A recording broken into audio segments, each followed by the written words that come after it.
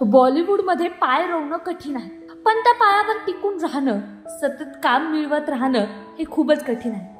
आणि या वाक्याचा प्रत्यय येतो तो एका अशा अभिनेत्याच्या आयुष्याकडे बघून जो एका काळी रुपेरी पडद्यावर झळकत होता, पण आज तोच अभिनेता मुंबईत एका इमारतीचा सिक्युरिटी गार्ड म्हणून काम करत आहे.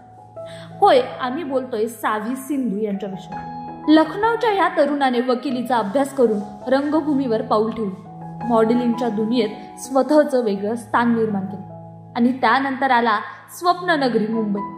1995 मध्ये ठाकर या चित्रपटातून सिने करिअरला सुरुवात झाली आणि मग एका मागोमागून एक संधी मिळत गेली. अनुराग कश्यप सारख्या दिग्दर्शकांची पसंती मिळाली. 5, ब्लॅक फ्रायडे, डी डे, बेवकुफिया, मस्का आणि आरंभ सारख्या अनेक चित्रपटात त्यांनी दमदार भूमिका साकारली.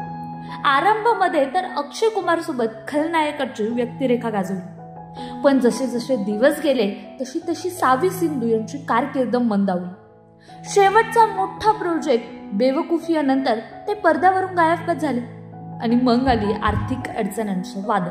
2019 मध्ये जेव्हा मुंबईत लोखंडवाला भागात ते सिक्युरिटी गार्ड म्हणून काम करताना दिसले, तेव्हा संपूर्ण बॉलिवूडला आणि चाहत्यांना धक्का बसला. एका मुलाखतीत जेव्हा त्यांचं दुःख बाहेर आलं, डोळ्यात पाणी होतं, कारण आयुष्यात त्यांनी गमावलं होतं आईला, पत्नीला आणि सासूलाही.